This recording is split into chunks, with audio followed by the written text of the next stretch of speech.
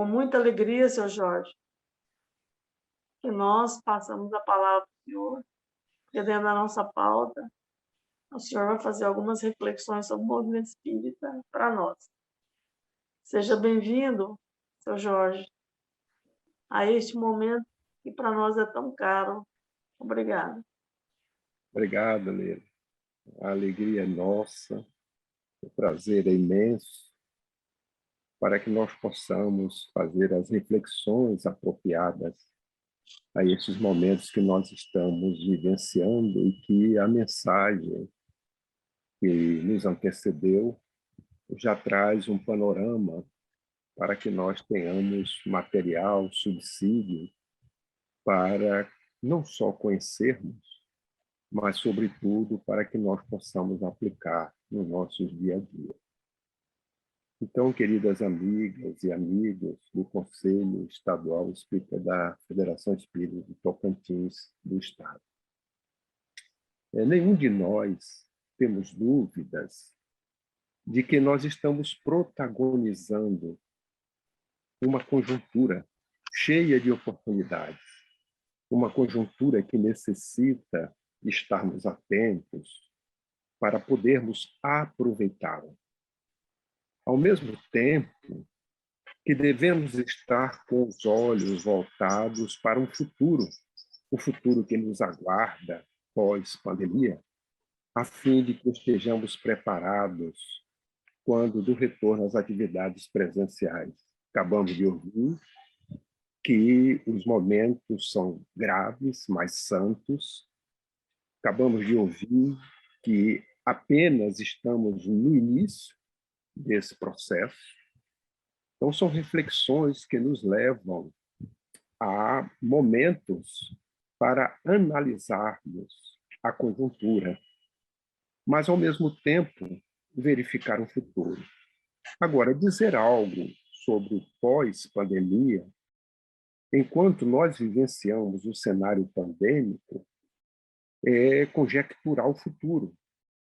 E, para isso, como não temos bola de cristal, é necessário ter como base indicadores e a realidade conjuntural que nós estamos vivendo e que está nos apontando tendências e nos mostrando as mudanças e as transformações já em andamento que passaram a ser praticadas em decorrência dos desafios e das necessidades de vencer estes desafios e que permanecem conosco e irão permanecer no pós-pandemia.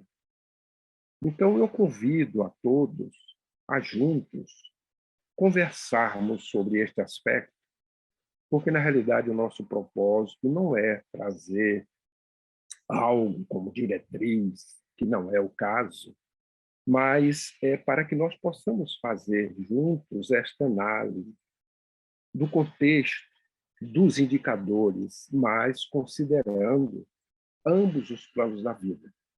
Porque se nós considerarmos apenas um plano, e normalmente quando assim fazemos, nós consideramos apenas um plano material. E as nossas análises, elas não ficam completas, porque vemos apenas um ponto, uma perspectiva que ela peca por si só no momento que deixa de ter a visão cósmica do espírito imortal que todos nós somos e que vivemos num contexto onde ambos os planos da vida se miscuem, se interagem, se ajudam mutuamente, como nós acabamos de ouvir na mensagem. Então, vejamos, primeiramente, as conclusões que os estudiosos têm chegado em suas análises. Eles nos dizem que ainda, sob a travessia desse período pandêmico, a atual sociedade ela experimentou e ainda padece intensas transformações. Hábitos tiveram que ser abandonados, comportamentos foram modificados, condutas que antes eram praticadas, elas deixaram de existir, se extinguiram, e novas diretrizes, elas passaram a reger quase todas as culturas atingidas pelo vírus. Isto é uma conclusão que os estudiosos estão chegando diante dos fatos e das evidências que eles estão debruçados estudando. A pandemia ensejou um freio na humanidade, um freio para refletir o caminho que estava tomando. São conclusões dos estudiosos. Conduziu as pessoas a fazer uma releitura do modelo de vida. Com o recolhimento, que todos nós fomos obrigados a fazê-lo, as pessoas passaram a valorizar o ambiente doméstico, que anteriormente não era. Era um ambiente que não tinha a atenção devida, porque a rua ela oferecia mais atrativos do que o próprio lar, onde nós deveríamos dedicar mais tempo para essa intimidade com a família.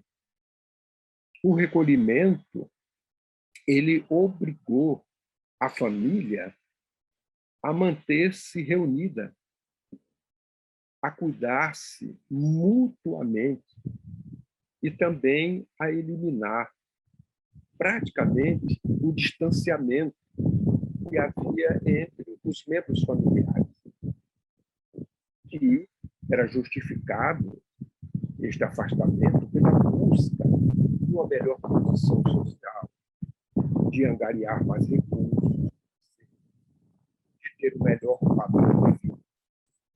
Eram as explicações que justificavam esta ausência em maior tempo do lar, da família, para que pudesse ter uma vida material mais tranquila. Antes desta pandemia, que é diferente de todas que a humanidade teve até então, em todos os aspectos, os filhos, em grande parcela da humanidade, estavam sendo precocemente terceirizados. Eram deixados aos cuidados de pessoas ou de instituições, com inúmeras justificativas. Porém, a pandemia fez com que os pais eles voltassem a cuidar dos filhos, a dar-lhes mais atenção e a valorizar o ambiente familiar. Durante esse período, eu tive a oportunidade de assistir um depoimento de um casal famoso na televisão, onde eles estavam, naquele momento, dando um depoimento, dizendo que a pandemia deu a eles uma mudança e uma oportunidade que até então eles não tinham, porque ambos trabalhavam e trabalham ainda nos canais televisivos, e o tempo dedicado aos programas, aos quais eles são os âncoras, aqueles que realizam o programa. E eles tinham que se vestir, naturalmente, para as apresentações, a indumentária, ausentasse muito tempo, e que, com a pandemia, eles estavam em casa, contando histórias para os filhos, colocando eles para dormir, coisa que eles não tinham feito antes, e verificando que não era necessário ter indumentárias luxuosas para poder participar da atividade em sociedade. E que eles estavam aprendendo muito nesse aspecto. O casal que eu estou me referindo é o Luciano Huck e a esposa, que naquele momento estavam dando o seu depoimento a respeito do momento que estava vivendo no recolhimento. O fato que aconteceu com ele aconteceu com todos nós, né? Que tivemos esse momento, esta oportunidade de sermos despertados para valorizar o ambiente familiar, porque estavam valorizando mais o ambiente externo, a rua, as coisas que o hedonismo nos leva a achar que aí está a felicidade. As recomendações sanitárias, como o uso da máscara, além da proteção sanitária que ela traz, trouxe também ensinamentos, como a nos alertar sobre o aprendizado de falar menos e ouvir mais. Ouvir o outro, que diante do desafio sente a necessidade de dialogar, de ser ouvido, de compartilhar suas angústias. Com a máscara, nós temos observado que a expressão do olhar ela ganhou um exponencial. Porque todos nós hoje falamos, mas não vemos os órgãos pelos quais a fala se faz e também a metade ou quase mais da metade da expressão facial. Mas hoje nós nos olhamos olho no olho e as expressões dos olhares, elas, diferente da época passada, elas passam a ter um outro significado. São coisas que nós estamos vivendo e que às vezes passa despercebido para aquele que está apenas olhando as coisas no sentido de voltar às atividades para vivenciar aquele passado hedonista das coisas que o mundo nos oferece. A pandemia, os estudiosos chegam à conclusão de que obrigou à higienização do exterior. Nós, no entanto, verificamos que a pandemia tem convocado as pessoas a refletirem mais profundamente sobre a necessidade do ser humano higienizar-se, higienizar o seu interior, aonde nenhum detergente ele vai ter eficácia, a não ser o autoconhecimento. E também o cultivo dos valores e virtudes para conscientemente podermos conviver com essa conjuntura pandêmica. Foram atitudes que a pandemia trouxe para que nós pudéssemos higienizar as coisas externas, mas ao longo dela temos verificado essa necessidade de auto-higienização. E a única coisa que pode nos ajudar é justamente o autoconhecimento, a autoiluminação. O afastamento que fomos obrigados tem levado as pessoas a compreenderem alguns aspectos. O primeiro deles, que sem afeto, a vida ela se torna difícil, às vezes até insuportável para alguns. Daí a busca para um crime perante a lei divina, quando muitos buscam, pela sua fraqueza moral, o suicídio, por ausência de afeto, porque a vida se torna mais difícil, já que somos seres gregários. O outro aspecto que o afastamento vem nos trazer é de que, sem amor, nós vamos morrendo pouco a pouco, porque não estamos e nem fomos criados para vivermos isolados. Nós somos seres gregários. Na programação reencarnatória, para todos nós, existem os aspectos particulares inerentes à necessidade de cada um, mas existem os aspectos comuns que eu vou ressaltar. Dentre os aspectos comuns, nós nascemos para aprendermos mutuamente, para nos ajudar uns aos outros, mas, sobretudo, para servir. Então, são estes aspectos que nos traz a condição de sermos seres gregários. E a pandemia, ela veio nos mostrar que, sem essa relação de amor, nós vamos morrendo pouco a pouco. O outro aspecto é que, sem carinho, as pessoas se tornam áridas, agressivas e, às vezes, até indiferentes.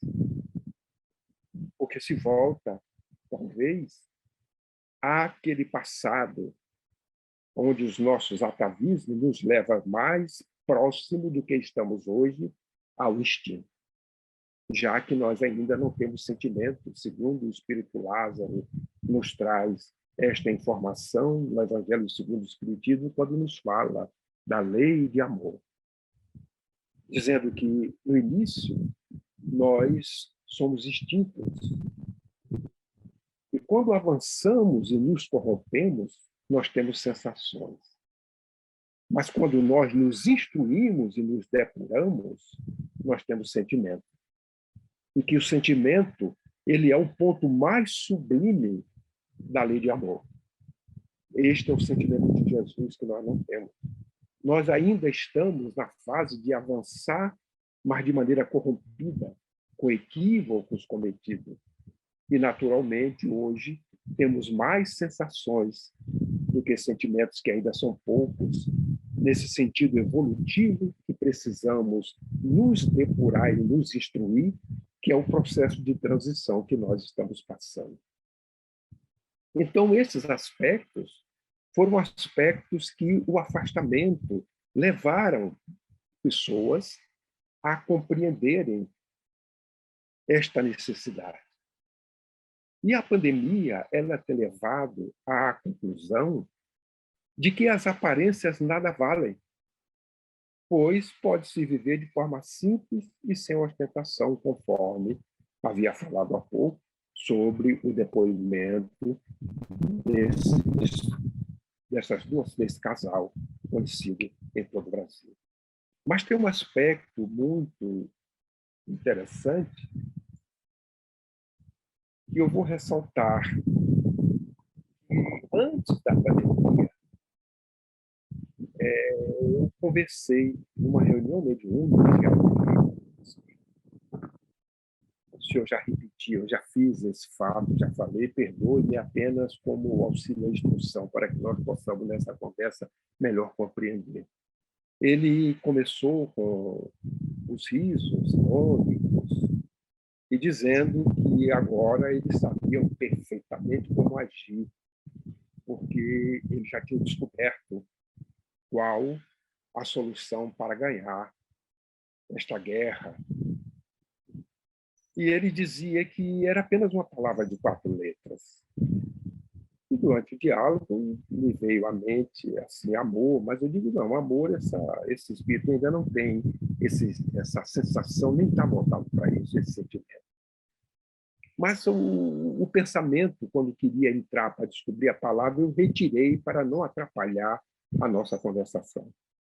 E fomos conversando, dentro do diálogo, que é natural. E no final ele mesmo expôs a palavra. Ele falou medo, uma palavra de 4 letras. E a pandemia, ela ativou o medo, ativou o receio.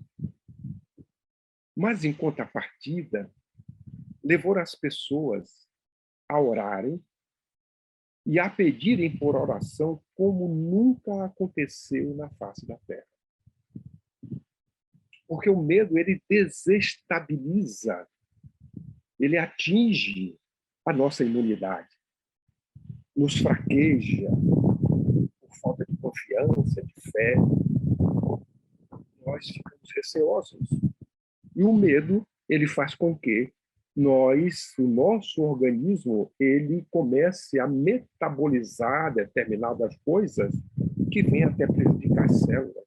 É por isso que, diante de um animal, quando nós não temos medo, ele se aproxima, nos cheira.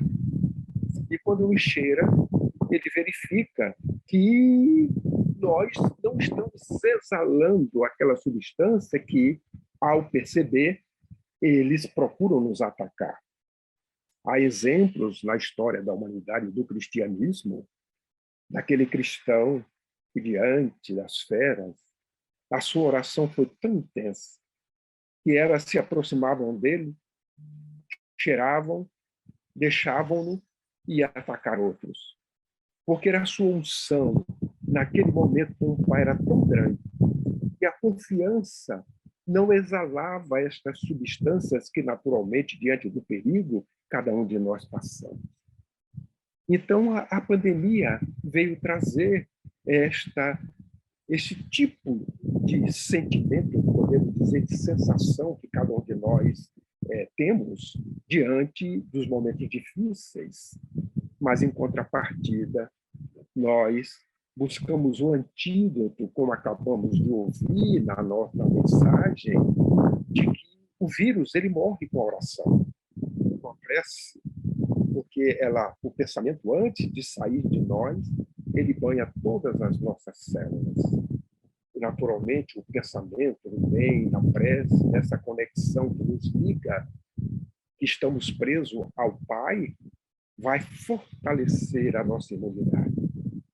E a pandemia tem levado a esta conclusão, né, de que também as aparências elas não valem. E a pandemia, quando ativou o medo, mas ela está dando oportunidade para o exercício da paciência, da tenacidade, da confiança, do fortalecimento da fé nos desígnios divinos. Olha que interessante. E o elevado número de vítimas, ele causou comoção no planeta, impondo reflexões que estavam sendo negligenciadas.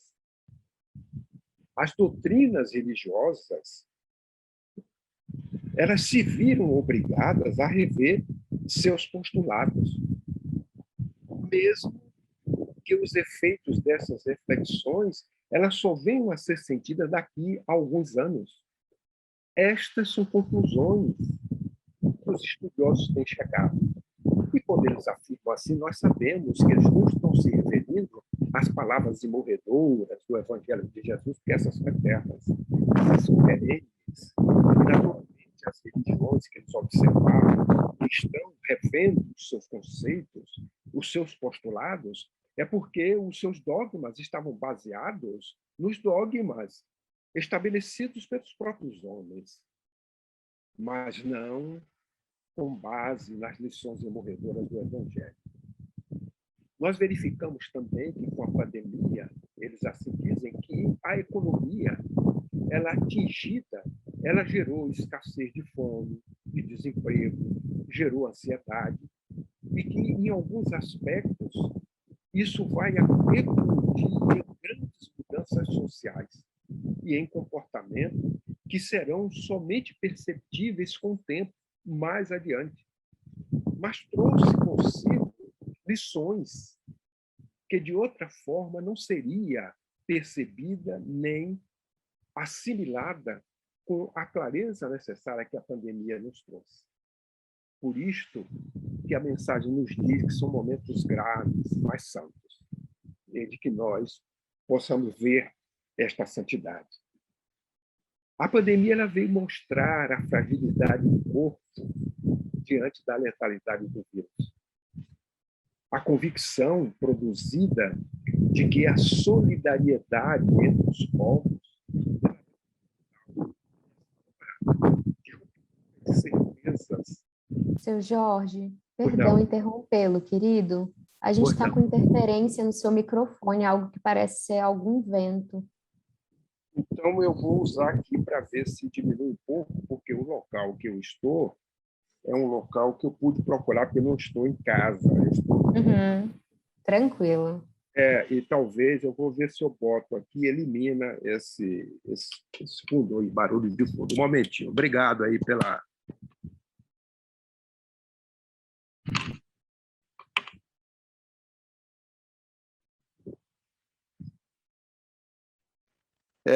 Vê se melhorou.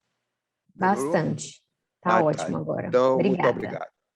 Então, voltando ao nosso raciocínio, a pandemia ela mostrou fragilidade do corpo diante da letalidade do vírus. Ela mostrou a impotência absoluta das armas que são acumuladas pelas nações para gerar medo e supremacia supremacia militar, deterrência sobre outras nações. A doença, ela simplesmente ignorou esses arsenais e silos de artefatos nucleares. Observemos bem, um ser minúsculo, diante de tanta potência que no passado chegou ao ponto de ser tanta que poderia destruir a Terra 2 vezes, mas chegaram à conclusão que só bastava uma.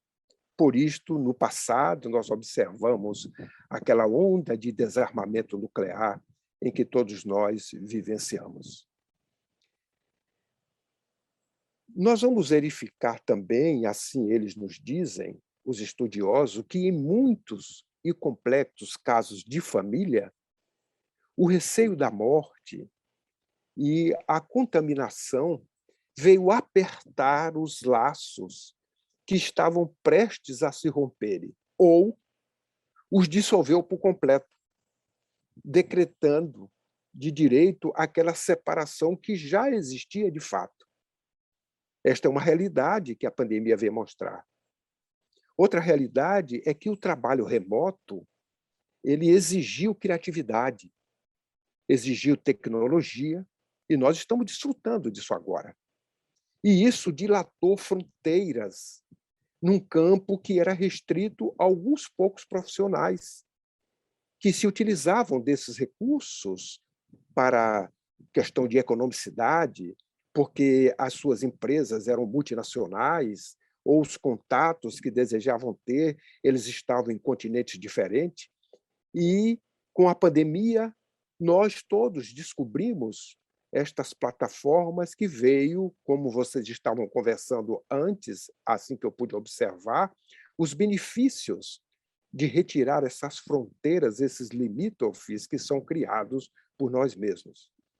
E incontáveis empresas, elas passaram a gerir seus negócios por via virtual.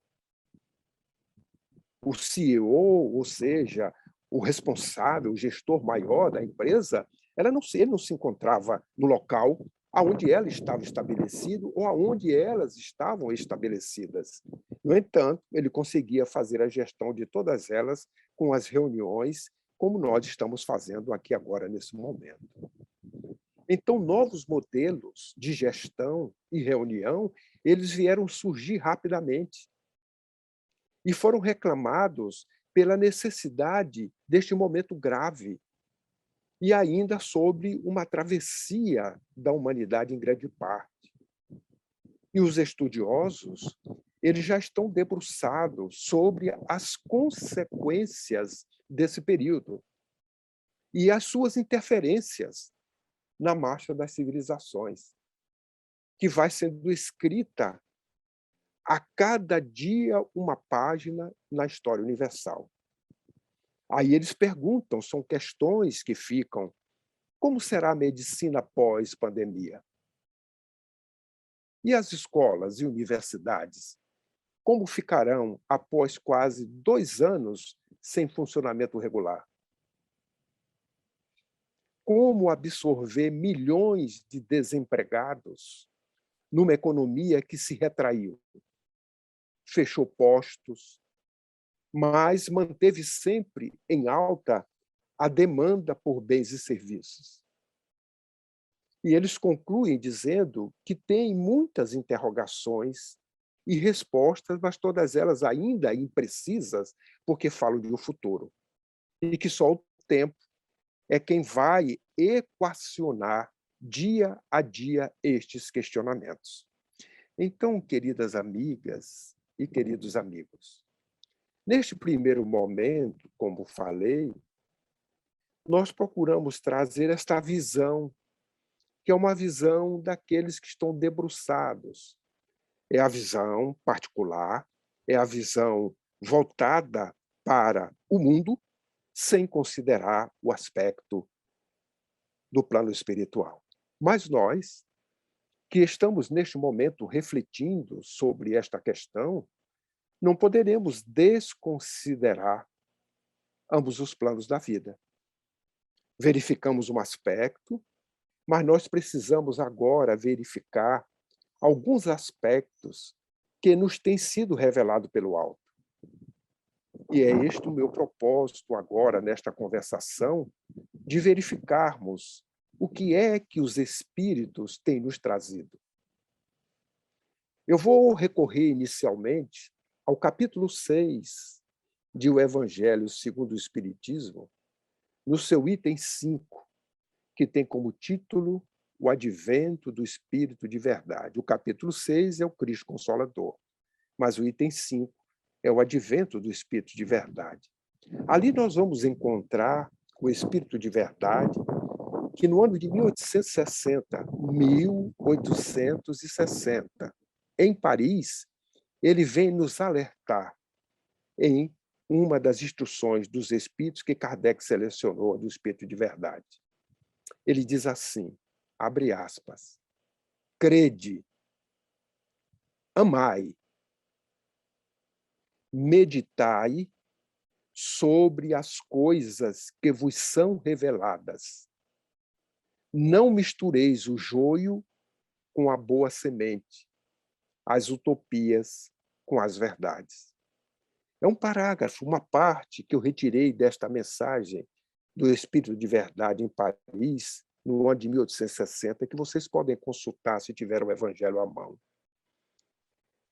Quando eu li, a minha atenção voltou, já era, porque o codificador pede para que nós analisemos tudo que vem do alto, para que nós não acreditemos em tudo que os Espíritos dizem, conforme João já tinha nos alertado, para que o bom senso faça parte das nossas análises.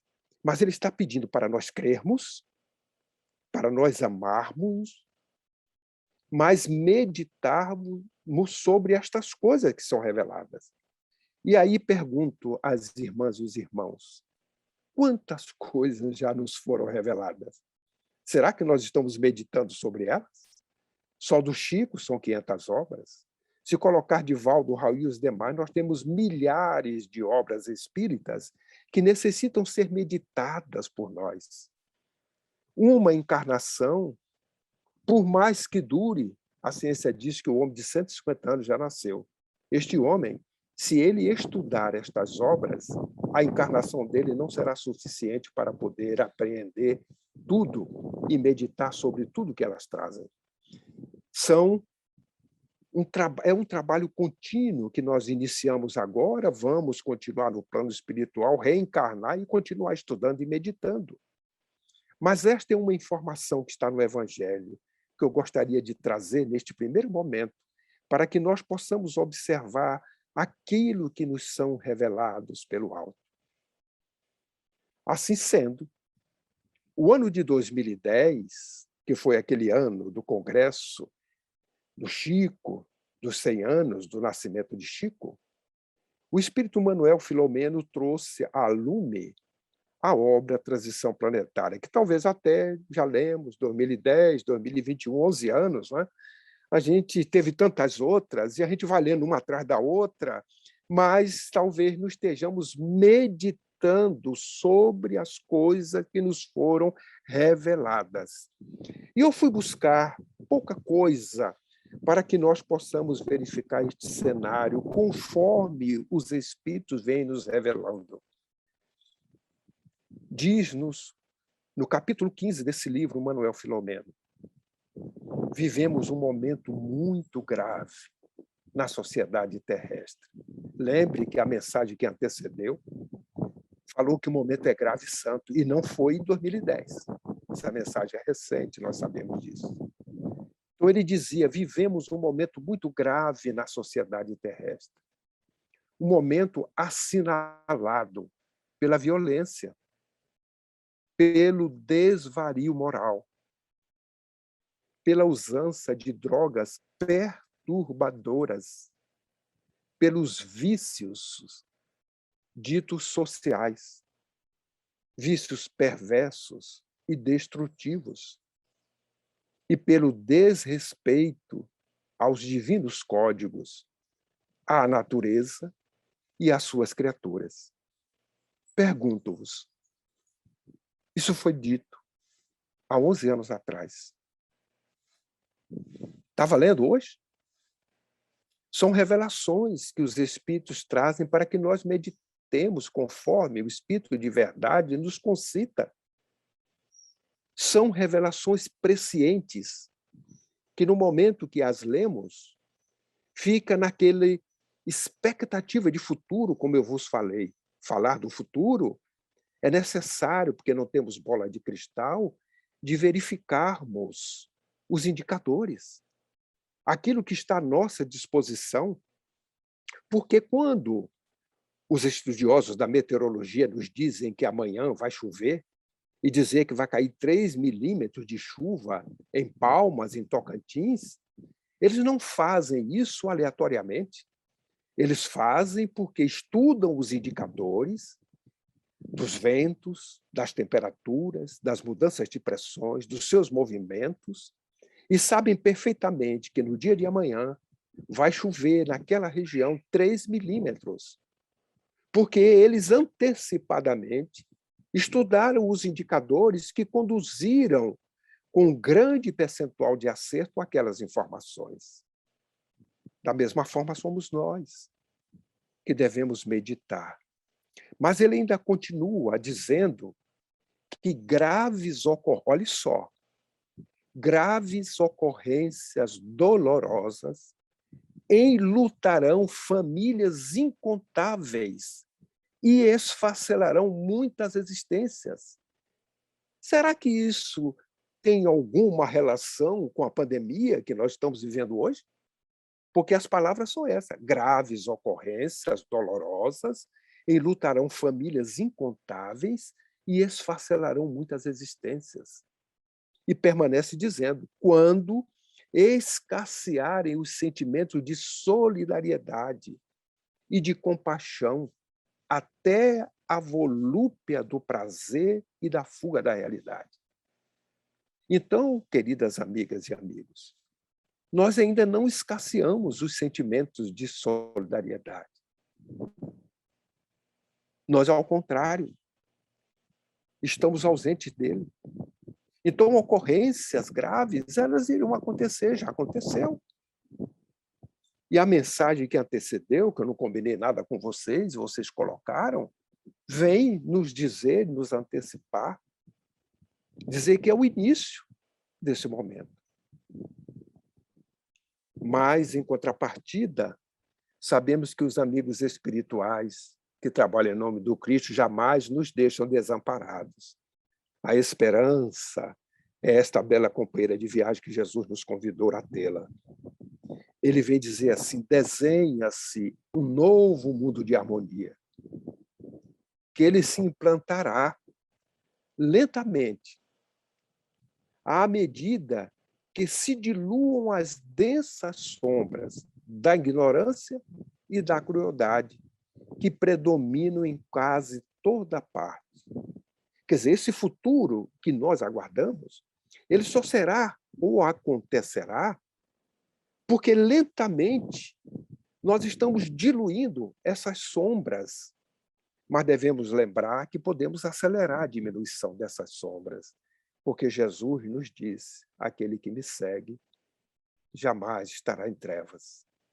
Se nós seguirmos o Mestre Jesus, as suas pegadas, certamente nós poderemos implantar este novo momento, este mundo novo de harmonia, de uma forma mais célere, não tão lentamente como estamos ainda plantando.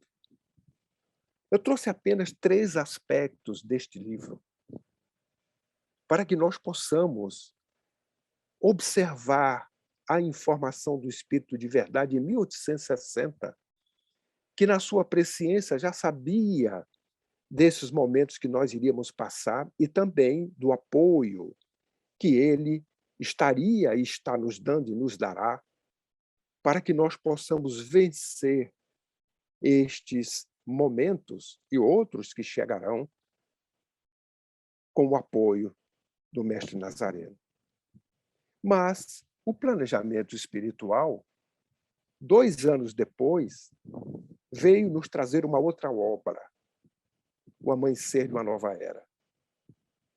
Talvez essa didática, de forma homeopática, é até para que nós possamos realmente meditar.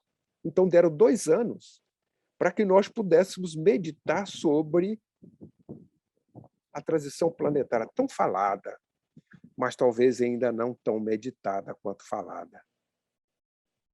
E no amanhecer de uma nova era, nós vamos encontrar, graças à psicografia do querido Divaldo Franco, o mesmo que psicografou a obra anterior, nós vamos observar Manuel Filomeno nos dizendo desafios, mudanças bruscas de comportamento, olhe só, mudanças bruscas de comportamento, conclusões que os estudiosos, ao analisar somente a parte material, sem considerar a parte espiritual, veio chegando, e que a pandemia trouxe. Mas que eles vêm nos preparando para vivermos esses momentos da melhor maneira possível. Então, ele nos diz desafios, mudanças bruscas de comportamento, algumas encarniçadas lutas do passado dominador contra o futuro promissor, assinala esse momento. O que quer dizer isso? Algumas encarniçadas lutas do passado dominador contra um futuro promissor. Ele está se referindo a quem? A quê? Qual é esse passado dominador? Onde é que ele está?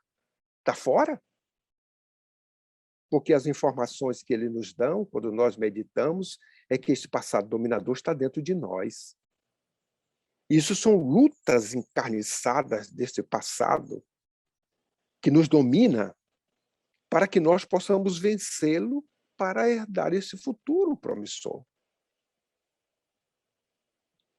E ele vem ainda continuando dizendo que enquanto não haja uma consciência responsável do trabalhador do Evangelho, olha a responsabilidade nossa, enquanto não haja uma consciência responsável no trabalhador do Evangelho que supere o egoísmo, porque o egoísmo é a fonte de todos os vícios que dele decorrem.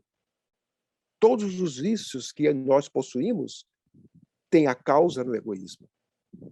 Então, ele vem dizer que enquanto não haja uma consciência responsável do trabalhador do Evangelho que supere o egoísmo e a necessidade de projeção da imagem, essa batalha gigantesca prosseguirá.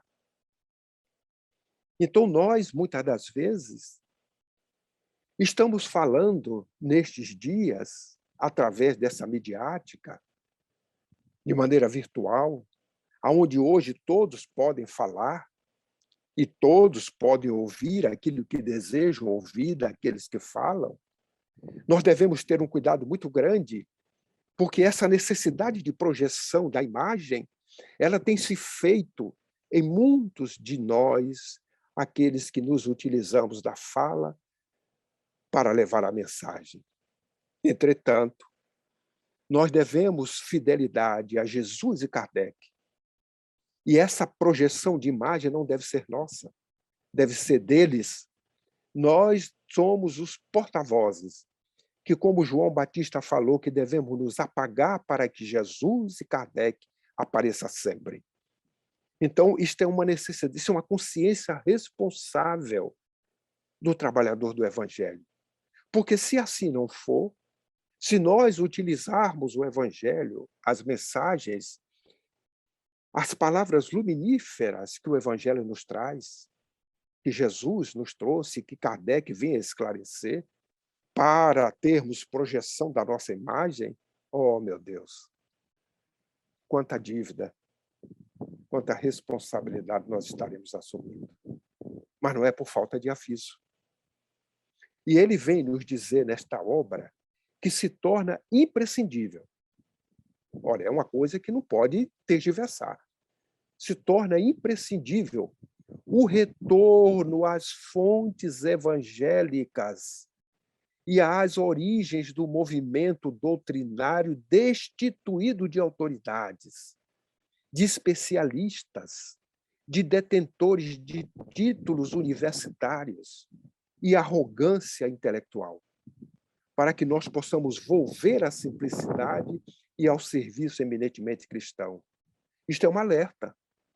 Então, nós espíritas, que estamos proporcionando a oportunidade para fazermos palestra, recebermos amigos, tomemos muito cuidado com os currículos que nós colocamos, porque vai colocar que o doutor, o fulano, o ciclano, o evangelho e a doutrina não precisa disto. O que o evangelho e a doutrina precisa são de testemunhadores, é de testemunho, não é de autoridade, não é de especialista, não é de detentores de títulos universitários, nem de arrogância intelectual. É muito mais simples dizer: fulano X é um trabalhador espírita que trabalha na doutrina desde o nascimento ou não, há tantos anos, e que tem colocado o seu serviço à disposição da casa Y, a qual ele é um trabalhador espírita. Que currículo melhor do que esse? Agora, só que esse fulano X, ele é o PhD em alguma coisa, ou um pós-doutor, se pode ter pós-doutor em alguma coisa. Mas isso é válido para a academia. É por isso que ele vem nos alertar, torna-se imprescindível o retorno das fontes evangélicas. Porque Jesus, ele não se apresentou que foi o maior de todos. Em momento nenhum, ele colocou o seu currículo, mas fez com que fosse reconhecido como guia e modelo da humanidade pelas suas ações. É um alerta que o Espírito de verdade vem nos dizer: me amai, creais, meditai sobre as coisas que vêm do alto, para separar o joio do trigo, a verdade das mentiras que hoje se dizem fakes. Olha só, novidades para nós, o que está acontecendo? Já fomos avisados desde 2012. Diz-nos eles ainda que, de outra dimensão, espíritos nobres descem às sombras terrestres, atendendo ao apelo de Jesus. Já que nós não fomos capazes de progredir como deveríamos, Jesus está pedindo a outros espíritos crísticos a solidariedade de trazer para nós esses espíritos nobres, a fim de contribuírem em benefício de nós, os seus irmãos da retaguarda, no grande e decisivo momento em que poderão ascender com o amado planeta-mãe. Olha só. Estamos aqui hoje convivendo com aquelas duas gerações que o capítulo 18 da Gênese, Kardec exara, falando da convivência que nós teríamos nesse período destas duas gerações. Esses espíritos que estão emigrando e imigrando na Terra, e os que estão saindo da Terra, emigrando da Terra para outros orbes. São anúncios para que nós possamos acompanhar esses espíritos. Foram poucos os flashes desta fotografia do livro que eu tirei para que nós pudéssemos também refletir. Mas os espíritos sabedores e a programação do Cristo, a obra de Ismael no nosso país, sabe perfeitamente que nós não podemos assimilar tudo de uma vez, porque eles não violentam consciências. E vêm nos dando dose homeopática. Então, tivemos em 2010, 2 anos depois, deu 2 anos para nós refletirmos, veio o amanhecer de uma nova era. Aí eles disseram: olha, 2 anos foi pouco, porque quando nós botamos amanhecer de uma nova era, ainda não assimilaram direitinho. Vamos dar 3 anos para nós trazermos perturbações espirituais. E aí, em 2015, surge essa trilogia com perturbações espirituais, já nos trazendo informações que nós precisamos aprender, dizendo que as causas das perturbações espirituais é a suprema ignorância desses espíritos infelizes nesta luta em glória contra Jesus e a sua doutrina. É a ira deles como adversários da verdade. É o sentimento de ameaça que eles nutrem ante o crescimento dos adeptos do Consolador. Porque, observemos, Jesus, ele poderia fazer tudo sozinho. Na sua didática sublime e divina, preparou 12, depois 70, 500 da Galiléia, bilhões que se dizem cristãos. E este aumento incomoda. E isso faz causa de perturbação, esse sentimento de ameaça que esses nossos irmãos equivocados sentem, que é nutrido por essas forças do mal, esse crescimento dos adeptos do cristianismo. E tem um assunto muito mais sério, que eles dizem que são causas de perturbações, é a incoerência doutrinária. É que eu prego tolerância, eu prego a necessidade do perdão, eu prego a necessidade da gentileza, prego a necessidade da caridade, no trato com os outros, mas eu não pratico. Eu nem me esforço para fazer isso. Então, na hora de falar, eu sou sábio em dizer essas coisas, em repetir, em transmitir, até talvez como sendo um instrumento do alto para aqueles que ouvem. Mas eu sou incoerente, porque eu não me esforço, eu não empreendo esforços para praticar essas coisas que ainda não se faz de maneira natural em mim, e isto é causa de perturbação espiritual. Outro assunto que eles nos trazem é os comportamentos armados e muito sensíveis a qualquer palavra de admoestação interpretada, conforme a situação doentia, de modo a abrir ferida nos sentimentos debilitados. Eu vou para uma reunião com um comportamento armado, eu vou usar aqui a Leila como instrução, né? Eu vou para a reunião do CFN, mas eu já vou com comportamento armado para a Leila. O que a Leila disser, isso já é um assunto que eu já vou trabalhar para poder ou contrariar ou desfazer. Isto é causa de perturbação espiritual, porque isto não é conivente e nem tampouco coerente com os espíritos que trabalham no bem para Jesus. Outro aspecto que eles trazem é a transformação dos núcleos espíritas que devem se dedicar ao estudo, à oração, ao recolhimento dos sofredores, transformados em santuário de comunhão com o mundo espiritual superior, que deve ser o seu dever.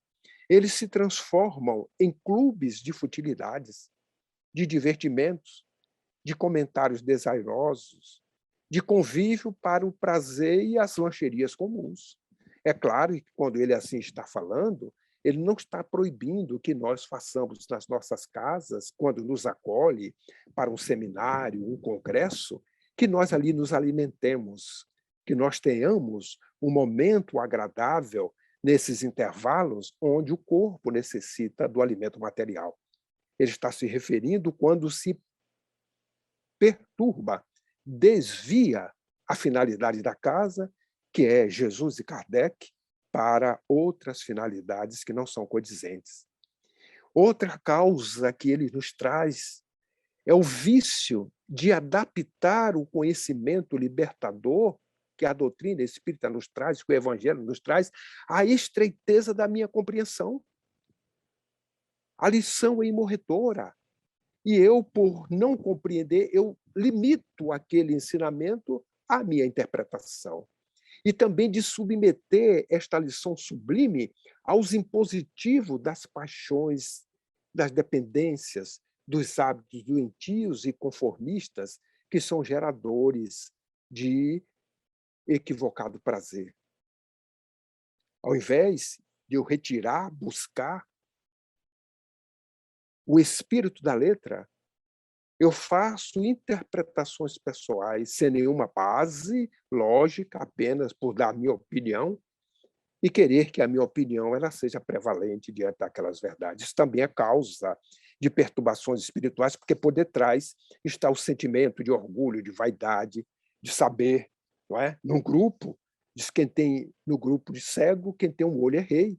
E às vezes aquele que tem um olho se sente nesse empoderamento e comete esses erros, sendo causa de perturbação espiritual. Fala-nos também de que é causa desta perturbação a fragilidade moral e as imperfeições morais daqueles que tombam como vítima destes nossos irmãos equivocados. Mas o livro também vem nos falar de quem são esses adversários do Cristo. Vem dizer que são os antigos inquisidores, as suas vítimas, judeus e muçulmanos, que permanecem em regiões de inomináveis sofrimentos e que transferem o ódio cultivado na sucessão dos séculos, desde a Idade Média, e dizem-se justiceiros. Não esqueçamos de que nós trabalhamos com eles, que nós apenas nos arrependemos, eles não, mas nós também vivemos na Idade Média. Nós tivemos encarnações como judeus, tivemos encarnações como muçulmanos, muitos de nós, tivemos regiões, vivemos, porque hoje estamos no Brasil, ontem estivemos na Velha Europa, na África, em qualquer parte, nestas milenares encarnações que nós tivemos neste habitat do Pai. A diferença é de que eles não se arrependeram. E esses adversários do Cristo, eles desempenharam um papel relevante durante o nazismo, conforme nos informa, especialmente no que se referiu ao Holocausto judaico. Eles se dizem anticristo, formam um exército de combatentes bem equipados para a batalha, considerando a vantajosa posição fora do corpo, porque eles passam a nos conhecer naqueles momentos passados que nós não lembramos. Eles estão reunidos em um verdadeiro exército, sob um comando vigoroso, imposto, subjugado, utilizando-se das técnicas modernas de sedução e interferência psicológica. São espíritos altamente inteligentes, só não foram tocados ainda pelo sentimento. Eles viveram na Terra e aprimoraram as suas técnicas de hipnose no mais alto. É a informação que Manuel Filomeno está nos trazendo. Eles se aprimoraram nas furnas onde eles se homiziaram.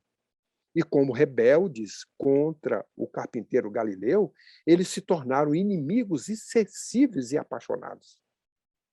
Eles estão fixados em um programa que é de lenta extinção da atividade do Consolador. Eles não têm pressa. E eles afirmam que o nosso Jesus, porque não é deles, ele diz assim, o nosso Jesus, ele está morto.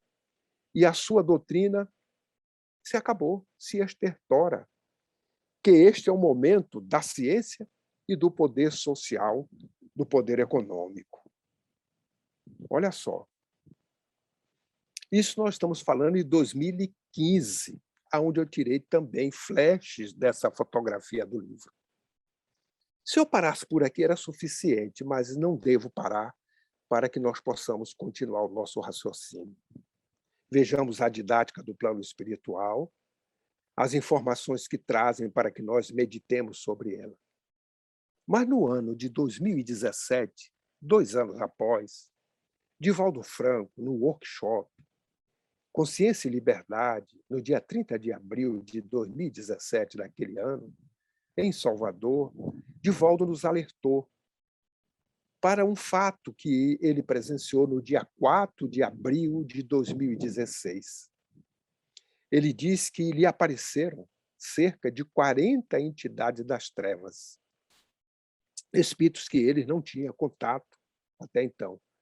E eles lhe disseram assim, eu vou repetir aqui da minha forma as palavras do Divaldo.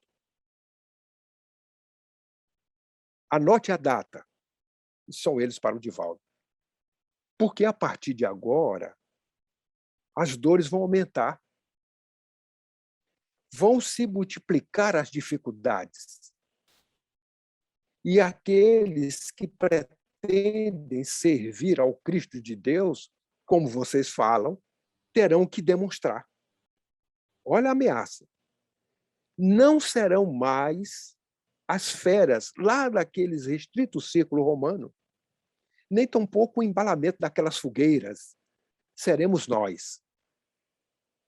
Estaremos perto para averiguar a legitimidade do cristianismo. Olha a responsabilidade, queridas amigas e amigos.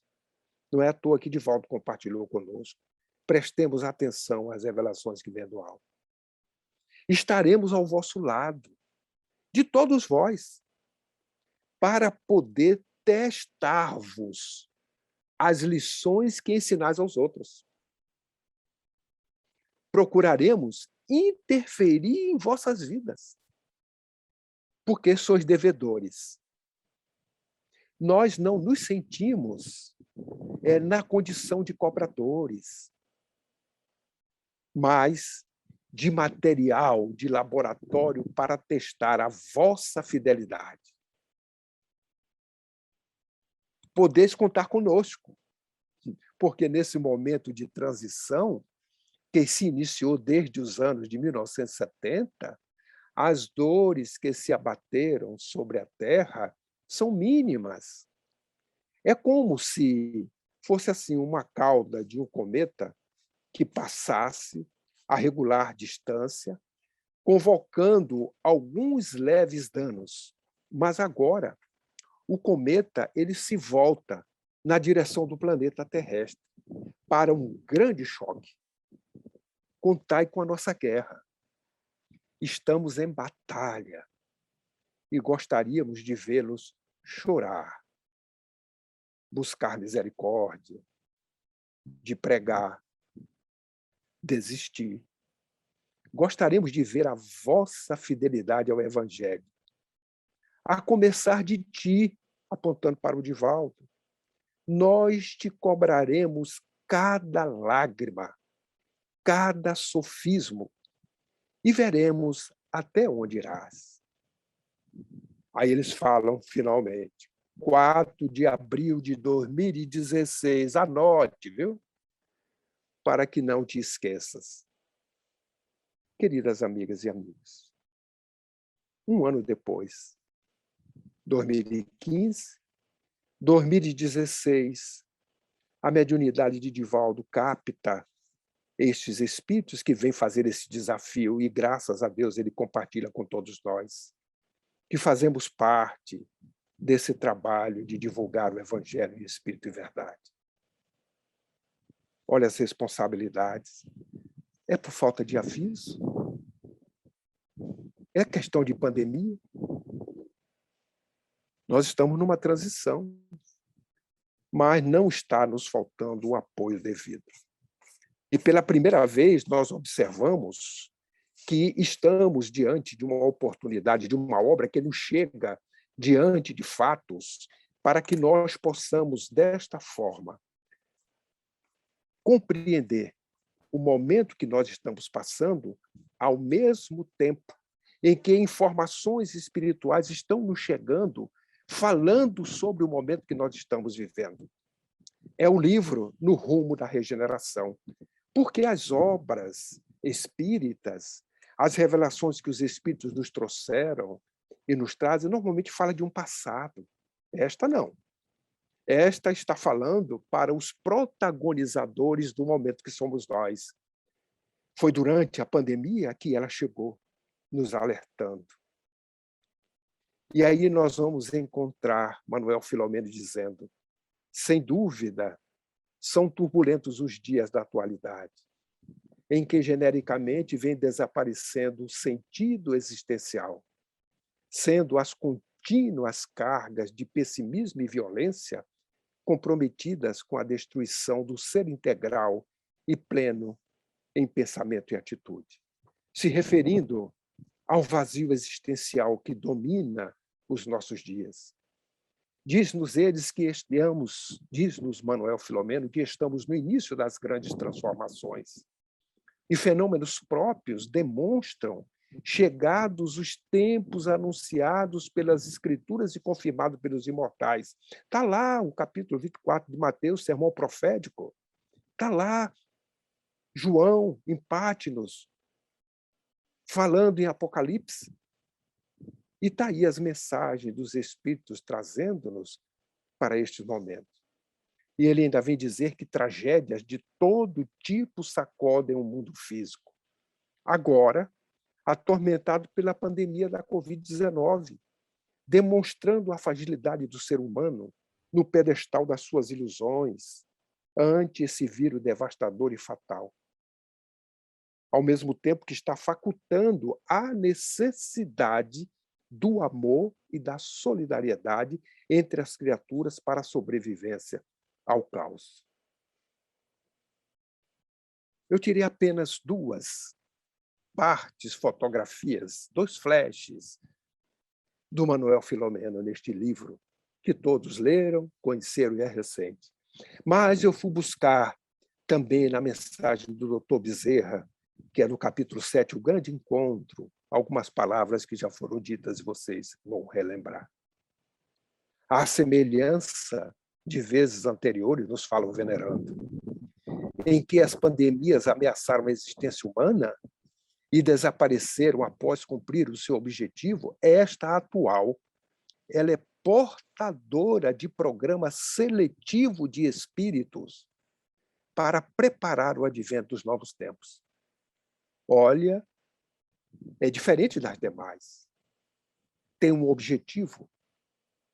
E ele vem dizer que a providência atende aos apelos dos sofredores que sentem necessidade de paz e permite a pandemia utriz, porque nada acontece que não esteja sobre a vontade do Pai, os desígnios, e não esteja também sob o leme do Cristo.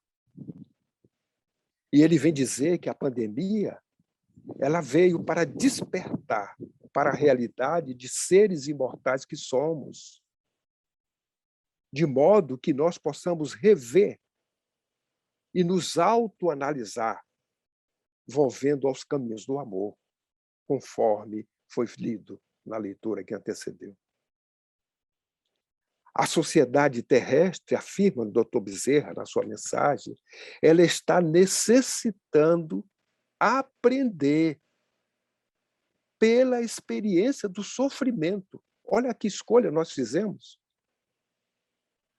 Aprender o quê? A correção moral do comportamento e a educação mental dos pensamentos. Será que nós estamos aprendendo com a pandemia corrigir moralmente o nosso comportamento? A educar mentalmente os nossos pensamentos? Mas o espírito Manuel Filomeno de Miranda traz-nos ao conhecimento a fala do espírito Francisco Spinelli, a nos advertir para pensarmos nas consequências após a crise aguda da pandemia do Covid-19. Eu vou relembrar o que ele nos leva a dizer. Ele nos adverte que os dias pós-pandemia, olha as informações de Francisco Spinelli, os dias não serão semelhantes aos anteriores. Que comportamentos novos serão necessários? E que instrumentos inusitados, quer dizer, ainda não chegaram até nós, serão colocados a serviço da sociedade. É um novo mundo que surge deste que nós estamos vivendo, que está prestes a desaparecer. É uma visão presciente desse futuro que nós estamos querendo quando voltarmos, abrirmos as portas das nossas casas para as atividades. Olha o que ele nos diz. Diante disso, continuar como dantes é sinal de que nada foi aprendido com a pandemia. Refletir e meditar sobre o que será necessário é início de mudança para os comportamentos novos que vão caracterizar o momento pós-experiência pandêmica.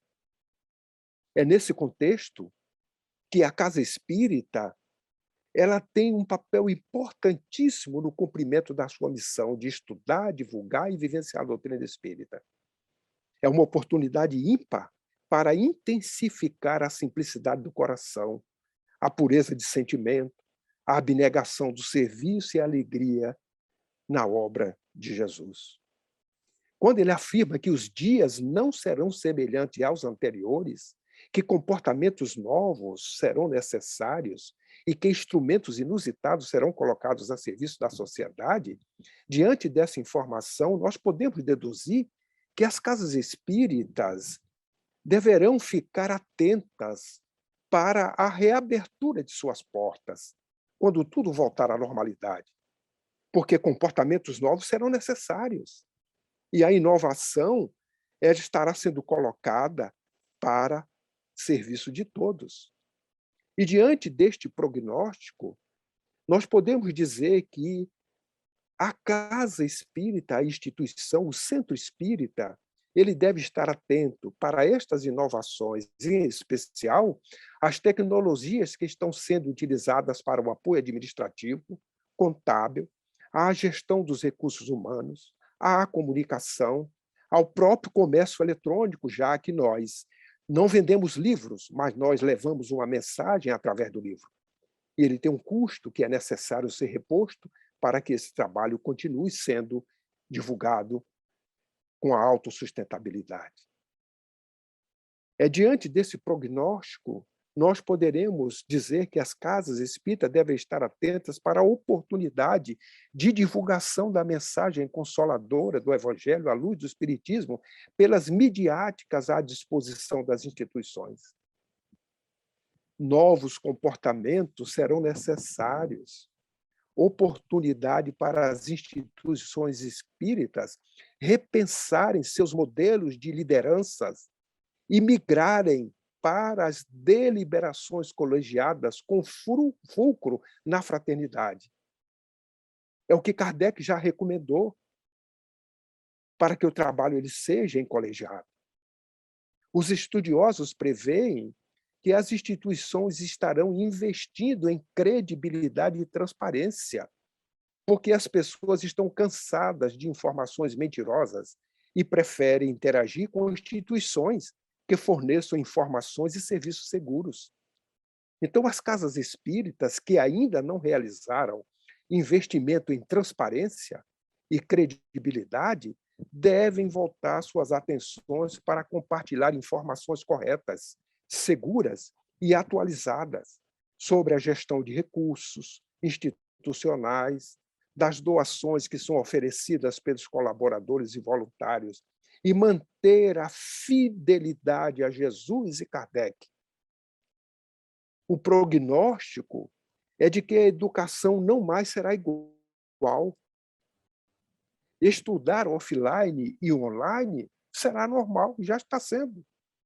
Então, a casa espírita ela terá que se adequar a esse sistema híbrido, oferecendo as suas atividades, em especial os estudos, de forma presencial e virtual, porque hoje a casa espírita mais singela no estado do Tocantins, ela faz uma programação, coloca na web, na internet, e tem alguém no Canadá que está assistindo. Quando nós voltarmos às atividades, se não nos preocuparmos com isso, nós vamos podar esta abertura de barreiras que nós abrimos com esta oportunidade, que veio despertar em nós esse mecanismo, esses instrumentos, para voltarmos àquelas atividades antes circunscritos a 4 paredes, para atender apenas a meia dúzia, 100, 200, 300, seja quantas pessoas estejam circunscritas no ambiente.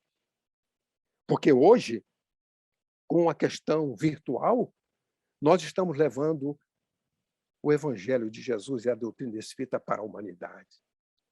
E o retorno, nós devemos pensar nesses aspectos. As grandes marcas, hoje, elas valem pela sua credibilidade. Tudo pode ser copiado ou replicado, exceto o prestígio. Não esqueçamos disso. E a casa espírita ela deve intensificar a sua credibilidade pelo reconhecimento do trabalho que realiza. Ou seja, torna-se imprescindível, conforme Manuel Filomeno nos disse, o retorno às fontes evangélicas e às origens do movimento doutrinário totalmente destituído de autoridade, de especialista, de detentores de títulos universitários, de arrogância intelectual, para que nós possamos volver à simplicidade e ao serviço eminentemente cristão, conforme foi alertado pelo Aldo. O tratamento de dados pessoais hoje torna-se mais delicado e o centro espírita tem que se adaptar à nova lei que já está em vigor, a LGPD. Vamos nos acostumando com essa sigla, LGPD, Lei Geral de Proteção de Dados, que já entrou em vigor recentemente.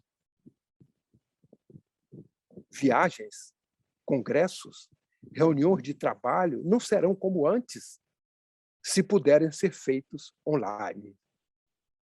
A casa espírita, ela deve capacitar-se para aproveitar os benefícios das inovações tecnológicas que trazem diminuição de custos, aumento considerável de pessoas participando nos eventos, expansão ilimitada das fronteiras. A casa espírita deve estar atenta para a coerência doutrinária, para evitar as interferências espirituais negativas, ou seja, pregar tolerância, necessidade do perdão, da gentileza, da caridade, do trato com todos, mas na casa não se pratica, ou aquele que fala não se esforça para praticar aquilo que está falando. Essa, queridas amigas e queridos amigos, é uma visão geral, muito singela, do que nós podemos depreender desse futuro em que a casa espírita está inserida no momento que voltarmos às atividades, à normalidade. É um cenário que, desde agora, ele precisa ser explorado para melhor preparação no atendimento àqueles que adentrarem as suas portas em ambos os planos da vida. Diante da oportunidade que a FETINS nos deu, conforme a Leila havia nos solicitado, para que nós pudéssemos trazer algumas reflexões sobre esses aspectos, coloco-me agora à disposição das amigas e dos amigos para algum complemento, alguma informação que eu possa ainda ajudar na compreensão, se for o caso, para que o nosso trabalho ele continue sendo realizado. Muito obrigado pela atenção a todos e continuamos à disposição.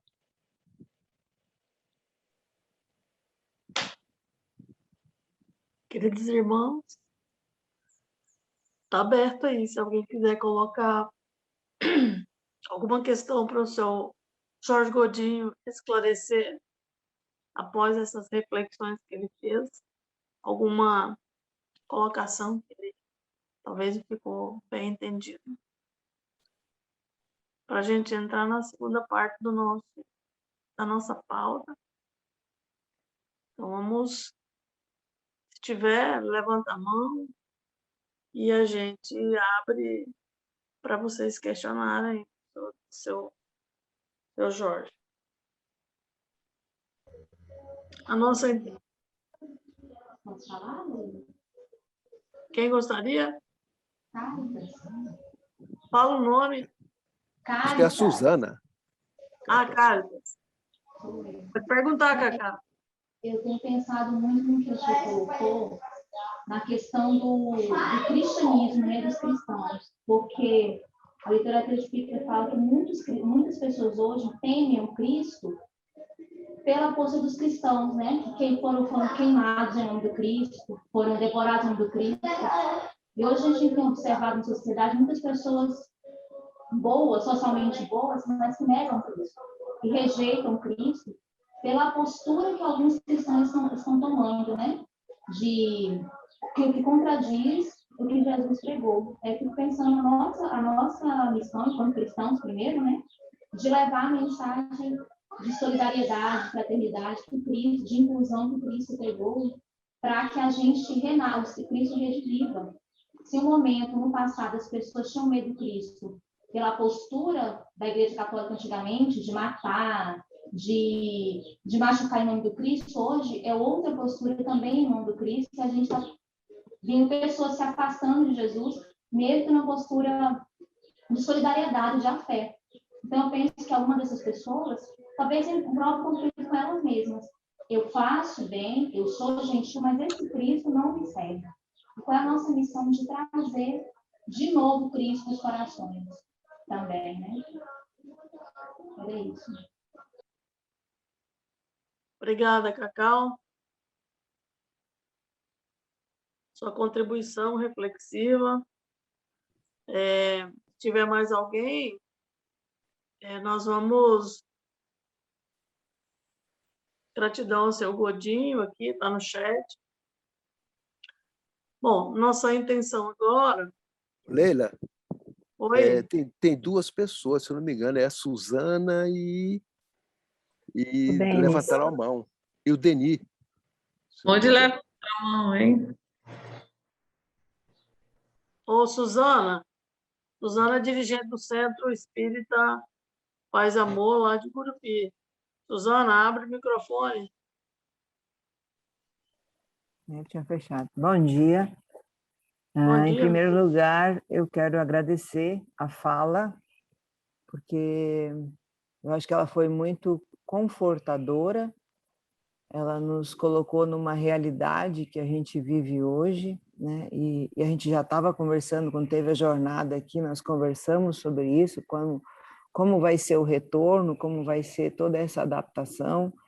E eu, assim, o seu Godinho falou uma coisa que eu sempre penso muito sobre, né? Por exemplo, eu sou, como o senhor falou, como é que o senhor falou, da elite universitária, ou como é que o senhor falou, eu sou desse grupo aí, da doutora, não sei o quê, mas eu vejo muito que não é somente...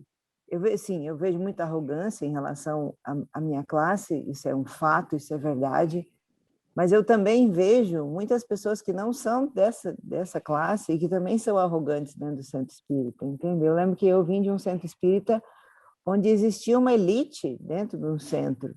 Isso sempre me chocou muito e sempre eu dizia, meu Deus, como é que pode? Dentro de um centro espírita onde todo mundo é igual, porque nós somos todos iguais, e as pessoas se acharem melhor que os outros. Para mim isso não fazia sentido nenhum. Aí quando eu saí de lá, né, eu vim para cá, né, para o Tocantins, aí eu entrei no menor centro que tinha. E hoje nós continuamos pequenos, mas é um centro assim onde... Aí sempre quando falam, a Suzana é a presidente. Não sou, eu sou uma participante, porque ali todo mundo trabalha junto, todo mundo tem o mesmo foco, todo mundo tem o mesmo comprometimento, todo mundo está enfrentando N problemas agora nessa fase, ou são problemas pessoais com a família, ou são problemas profissionais, porque tem que se adaptar, mas é um conjunto, e era exatamente isso que eu procurava. Eu queria um grupo onde todo mundo tinha preocupação, todo mundo tinha o desejo de fazer com que a casa crescesse. Então, a nossa casa já foi... Vários já disseram que ela ia fechar, porque não tinha participante, numa época em que né, Lucirei esteve no Camariquinha, eu estava fora fazendo pós-doc. Então, todo mundo dizia assim, o centro vai fechar. Eu digo, não vai fechar, não vai fechar. E não fechou. Hoje nós temos uma casa, uma sede, entende? Então, eu vejo que essa união que o senhor falou, que essa transparência, essa sinceridade entre as pessoas, ela é que faz com que o centro ele não se desmanche. Por mais que muitos digam que ele é pequeno, ele não sustenta, não, ele se sustenta na sua força. E agora, por exemplo, a gente não tem grandes divulgações que a gente faz, mas a gente estuda. Todos nós do centro, nós já concluímos que as pessoas que estão estudando, que se dedicaram um tempo para estudar, elas tiveram um crescimento enorme. E eu já perguntei uma vez num evento, como que nós vamos fazer com as pessoas que não estão estudando, que querem voltar a trabalhar com a gente? Quer dizer, vai ser um disparate, e a irmã colocou, olha, tem que ser aceitos, tem que ser englobados. Então então vamos nos preparar para aceitar, para tentar assim, harmonizar de novo a energia dentro do ambiente, para que tudo possa voltar a fluir como fluía antes, entende? Então, assim, é um grande desafio. Eu quando paro para pensar sobre isso, eu confesso, gente, me dá um frio na barriga, porque vai ser um momento muito desafiador para todos nós de novo, entende? E esse esclarecimento que o senhor me trouxe hoje, de toda essa perturbação, porque infelizmente eu não li o livro, mas eu vou ler, já anotei aqui o livro, nós vamos ler o livro, a lista, para lermos em conjunto, para discutirmos em conjunto, porque eu acho que é isso que faz o grupo se fortalecer, eu acho que isso é muito, muito importante. Então, eu só quero agradecer, muito, muito obrigada. Obrigada, Suzana, pelas suas considerações. Acho que está inscrito aí a Adelma. A Delma, coordenadora da APSE. Teve um... O Denis não estava na frente, não? Sim, o Denis estava na frente. Eu desisti, pode falar, Adelma, era só para agradecer, a Suzana já agradeceu por mim, muito obrigado, seu Jorge. Obrigada. E agora eu esqueci onde tira, depois eu tiro a mãozinha. Então, eu quero agradecer também, gratidão ao seu Jorge, e aí quando ele fala, né, dessa reflexão do futuro, e essa preocupação que a gente tem da questão de como vai ficar a escola, a medicina, as instituições espíritas, né, a economia, a sociedade como um todo. Tá? É a construção, essa eu penso que é uma grande oportunidade e agora a gente fazer o diferente, aquilo que a gente não vinha fazendo. As mensagens de Bezerra de Menezes sempre nos falam, os espíritas cristãos. Então, ou é cristãos espíritas, quer dizer que a gente ainda não está vivenciando, né, o Cristo, e não é a oportunidade da gente fazer como a Suzana falou, né? Colocar os corações junto, de vivenciar uma nova experiência desse futuro que nos revela. E aí me lembrei, quando o senhor estava falando, da convocação do nosso irmão, o Papa Francisco, né? De pensar, juntar um grupo aí de 2.000 pessoas, lideranças ambientalistas, economistas, para pensar uma nova economia. Já existe um movimento que chama Economia de Francisco, que eu penso que é sobre a égide de Francisco de Assis, uma nova ordem também econômica se descortinando aí ao longo do século XXI, porque esse modelo que se está não se sustenta mais, né? Os cientistas aí, mais de 15.000 cientistas já assinaram um documento dizendo que planeta não se aguenta. Então, nesse sentido, eu penso, né, nós temos um laboratório imenso de múltiplas oportunidades em todas as áreas para que a gente possa fazer um novo, um diferente, vivenciando no Cristo, no coração, no pensamento e nos nossos atos.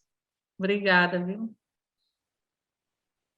Obrigada, minha irmã. A Grace quer falar. Isso. Abre o microfone, Graça. Você está inscrita aí? Primeiramente, agradecer esses momentos que nosso irmão Jorge Godinho trouxe para todos nós. Estou assim impactada ainda, muito reflexiva. E queria fazer uma pergunta para o seu Jorge Godinho. Ele está aqui ainda, Leila? Oh, sim. Tá. Estou ouvindo. Está.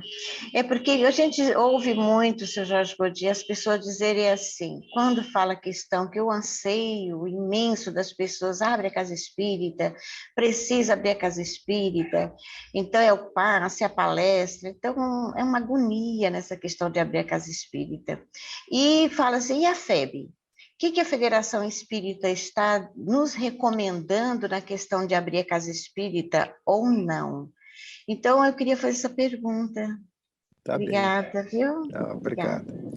A princípio, a FEB ela não tem autonomia para dizer o que a Casa Espírita vai fazer, porque nós estaríamos fora do Pacto Áureo, né, que prevê que todos nós temos a liberdade, a autonomia administrativa, financeira, patrimonial, só não temos autonomia para alterar a doutrina espírita, quem é quem nos unifica.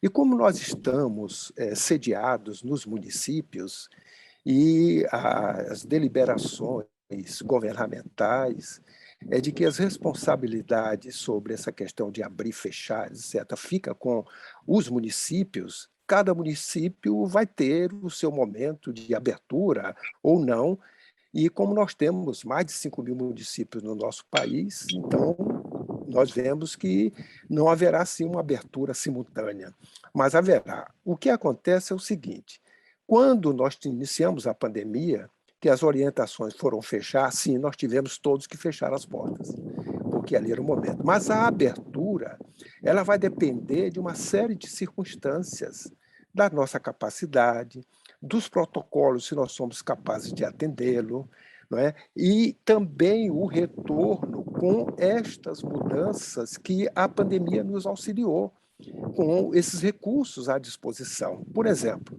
vamos pegar aqui a parte financeira. Eu tenho uma casa espírita que antes da pandemia eu pagava 10 de água, luz, empresa com empregada, etc, etc. Veio a pandemia, eu deixei de pagar isso.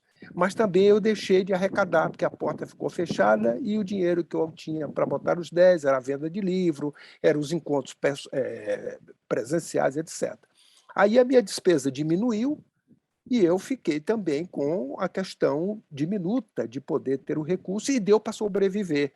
Porque ao invés de eu pagar 10, eu pagava 2, e 2 eu conseguia fazer, porque o sócio paga daqui, dali, etc., e não houve muita alteração.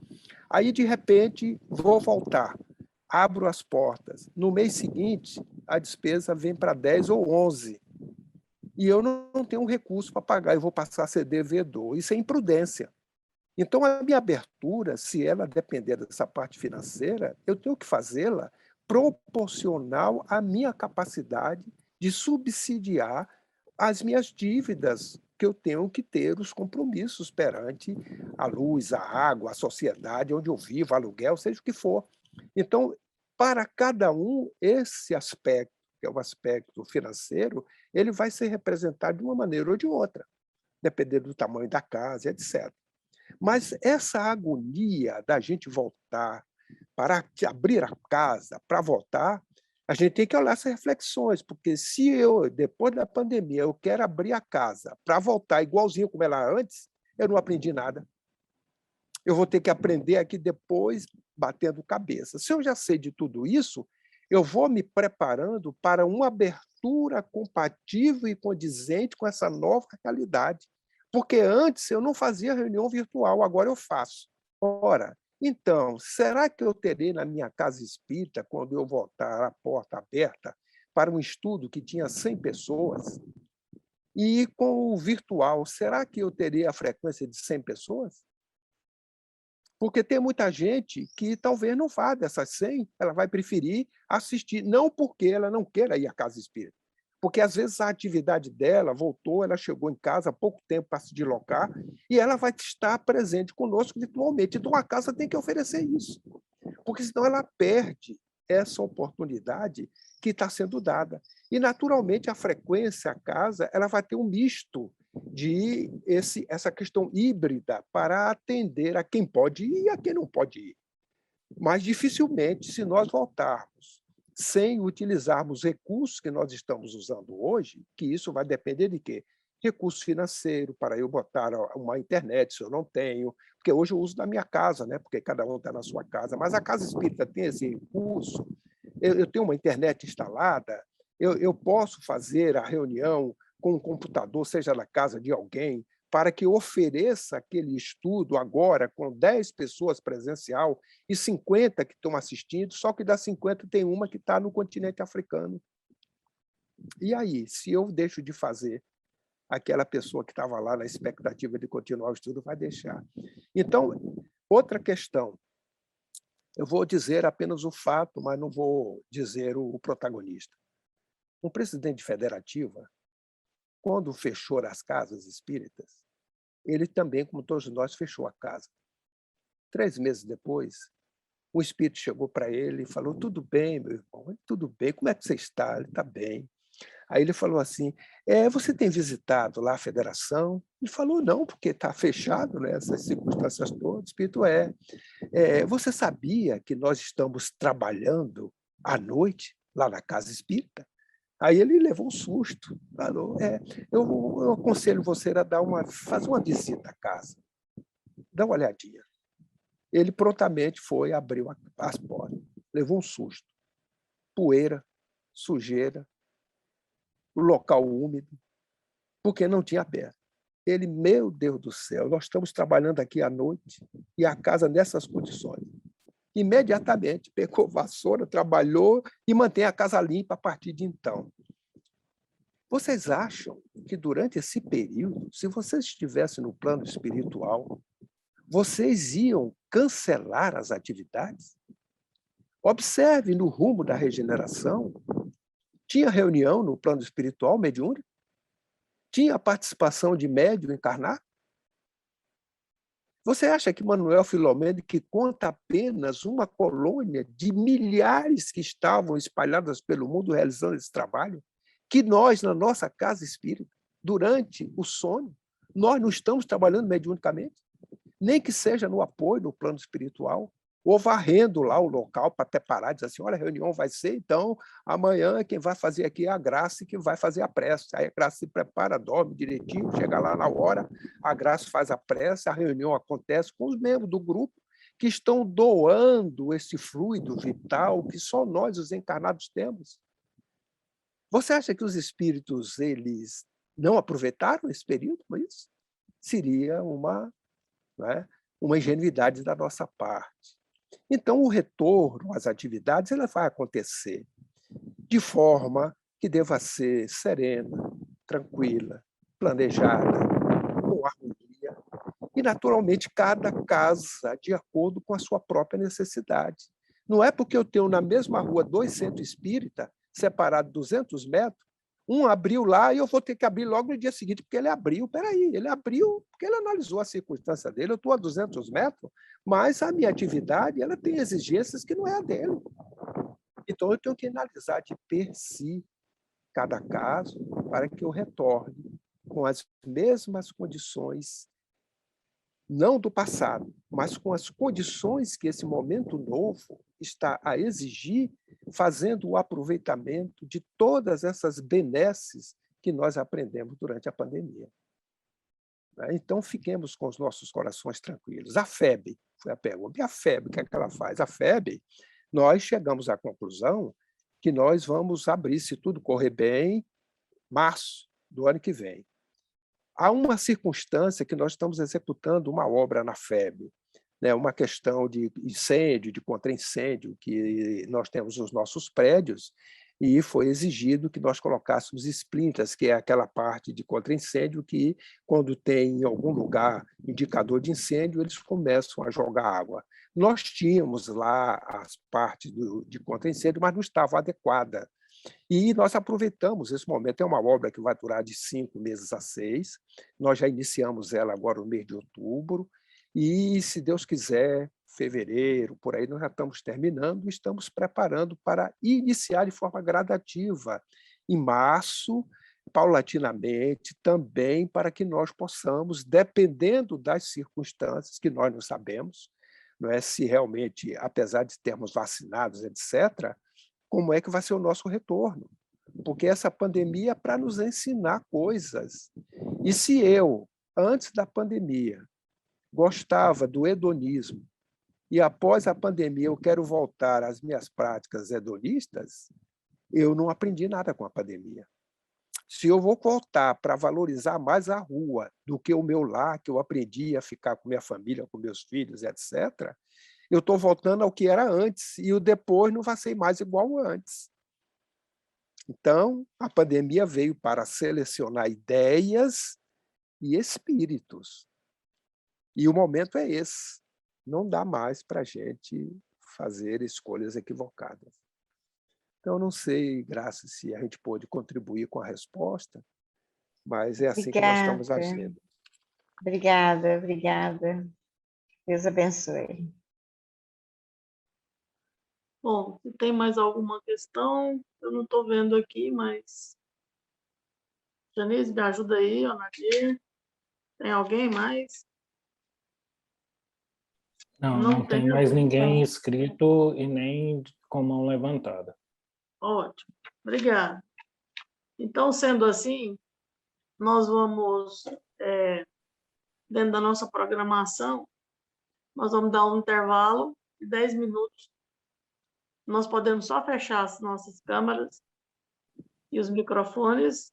Daqui 10 minutos a gente volta, e aí a gente volta para a nossa pauta. Né? O primeiro momento da nossa pauta era as reflexões com o senhor Jorge. O senhor fica à vontade, senhor Jorge, para estar conosco aqui. Se o senhor tiver alguma atividade, né? A gente sabe que o senhor também é muito atarefado. O senhor fica à vontade. Se quiser estar conosco, nós vamos estar aqui e vamos cumprir com a nossa pauta. Nós temos 4 itens na pauta, nós publicamos aí no grupo do Conselho, e aí a gente retoma, tá? Nós estamos exatamente às 10 horas, e nós voltaremos aqui 10 minutos, ligando as nossas anteninhas, né? E estando aqui plugados para a gente começar com a pauta mais direcionada para os assuntos ligados ao movimento do Estado. Ok? Obrigado, Gratidão Leila. ao senhor, seu Jorge.